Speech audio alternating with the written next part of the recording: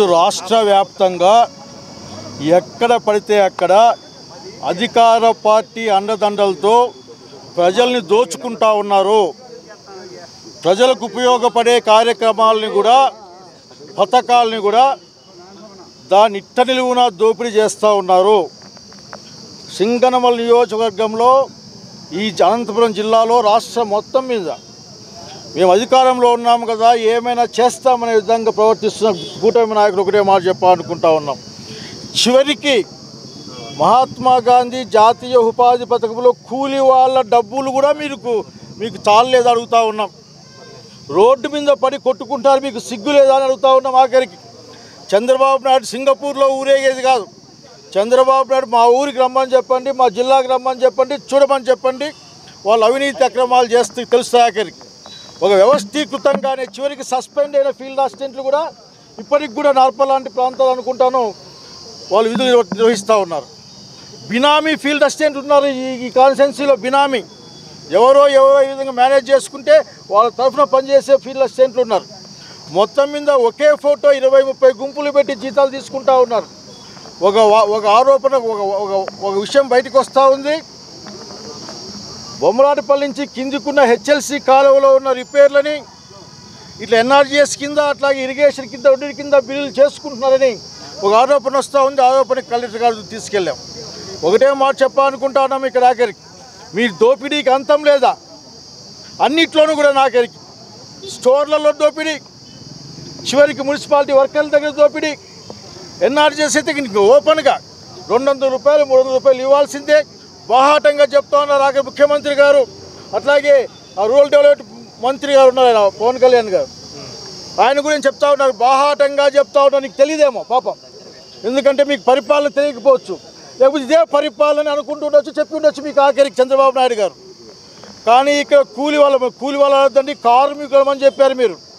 అయా జాబ్ హోల్డర్ల కడుపు కొడతా ఉన్నారు, నోరు కొడతా ఉన్నారు, ఇచ్చలు లక్షలాది రూపాయలతో ఎత్తుకుపోతూ ఉన్నారు.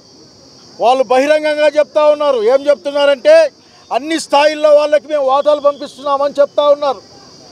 మమ్మల్ని ఎవరేం చేసుకోలేరు లేకపోతే అని చెప్తా ఉన్నారు.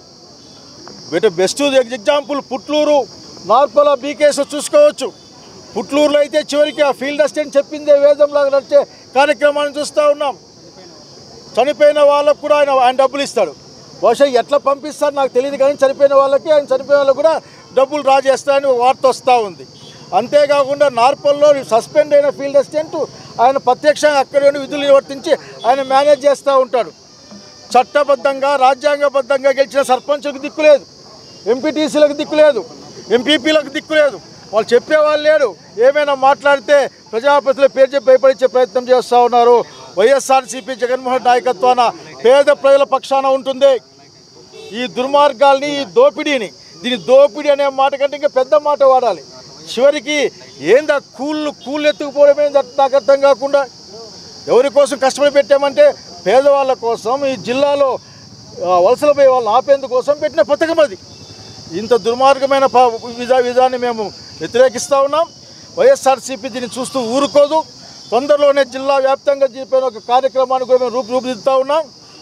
చెప్పాలనుకుంటా ఉన్నాం. అధికారం ఉంది కదా చలాయిస్తామంటే కాదు, అధికారంలో ఉన్న వాళ్ళు ఎట్లా కట్టడి చేయాలో మాకు తెలుసు. అధికారంలో ఉన్న వాళ్ళ దుర్మార్గాలను ఎట్లా అడ్డుకోవాలో కూడా మాకు బాగా తెలుసు. జగన్మోహన్ నాయకత్వాన ఈ సహించే సమస్య లేదనే విషయాన్ని గుర్తు చేస్తూ ఉన్నాం. బాధేస్తుంది. ఎంత బాధేస్తుందంటే వాళ్ళకి పనులకు పోరంట, వాళ్ళ పేర్లు ఉంటాయంట, వాళ్ళకి డబ్బులు ఇవ్వాలట. అంటే పనిచేసిన వాళ్ళు కూలి ఎత్తేస్తారా? అట్లాగే పాతకాలంలో చేసిన గుంతలకు మళ్ళీ పైన అట్లా ఇట్లా క్లీన్ చేసి అక్కడ మళ్ళీ బిల్లులు చేసుకుంటూ ఉన్నారు. ఒక సమగ్రమైన విచారణ జరగాలి. ఎందుకంటే ఈ పథకం ఈ జిల్లాకి చాలా అవసరం.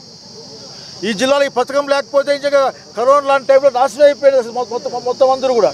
కనుక ఈ పథకాన్ని కాపాడుకోవాల్సిన బాధ్యత ప్రజలపైన ఉంది. అట్లాగే దీన్ని కాపాడే యొక్క కర్తవ్యం కూడా వైఎస్ఆర్సీపీ స్వీకరిస్తూ ఉంది జగన్మోహన్ నాయకత్వాన. ఇది రాష్ట్ర వ్యాప్తంగా ఇట్లే ఉంది. రూరల్ డెవలప్మెంట్ మంత్రి గారు, మీకు తెలియదేమో పాపం, మీరు దీన్ని తెలుసుకోండి. లేకంటే మీరు తెలుసుకున్న మిమ్మల్ని ఏమీ చేయనీయకుండా చేస్తూ ఉన్నారేమో నాకు తెలియదు. కానీ ముఖ్యమంత్రి గారు చెప్తా ఉన్నా, సింగపూర్ నుంచి మీరు ఏం తెస్తారో నాకు తెలియదు. మీరు ఇద్దరికి ఏం తేలే, మళ్ళీ ఇప్పుడు ఏం తెస్తారో మాకు తెలియదు. ఒక్కసారి వచ్చి మీ వాళ్ళతో భజన కీర్తులు పెంచుకోవడం కాకుండా క్షేత్రస్థాయిలో మీ వాళ్ళు రోడ్డు మీద పడి కొట్టుకుంటా ఉన్నారు. మీ వాళ్ళు నాకు రాలే నీకు వచ్చింది రోడ్డు మీద పడి కొట్లాడుతూ ఉన్నారు. ఇంతకంటే దుర్మార్గంలే. అసలుకి ఫీల్డ్ ఎస్టేట్లకి అదే వేలం పాట పెట్టుకుంటున్నారంట. ఏం వేలం పాటో మాకు అర్థం కాదు. కనుక ఒక్కటే మాట చెప్పాలనుకుంటున్నాం. ఈరోజు కలెక్టర్ గారికి అర్జీ ఇచ్చాం, వాళ్ళు ఎంక్వైరీ చేయమని చెప్పాం. వారికి కూడా తగిన ఆధారాలు మేము సమర్పిస్తాం ఖచ్చితంగా. ఇప్పటికే ఆధారాలు సమర్పించి ఉన్నాం. అంటే ఇంకొక అత్యంత ఘోరం ఏంటంటే అసలు ఆ ఇరిగేషన్ డిపార్ట్మెంట్లో వర్క్ శాంక్షన్ అయితే ఇది వార్త వచ్చింది. ఈ రోజున శాంక్షన్ అయితే దానికి ఒక పక్క ఎన్ఆర్జీఎస్ బిల్లు, ఇంకో పక్కన ఇరిగేషన్ బిల్లు రెండు ఒకే విధంగా ఎట్లా సాధ్యమో నాకు అర్థం కావడంలే. కానీ నేను ఒక్కటే ఒక మాట చెప్పాలనుకున్నా, ఈ దోపిడీని వైఎస్ఆర్సీపీ చూస్తూ ఊరికే ఉండదు.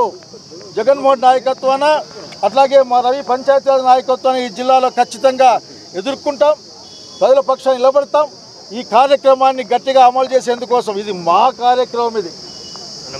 ఇది రాజశేఖర రెడ్డి గారి దగ్గర ఉండి స్టార్ట్ చేసిన కార్యక్రమం. ఇది సింగనమల్లో, నార్పల్లో, బండ్లపల్లిలో మొదలుపెట్టిన పెద్ద కార్యక్రమం ఇది.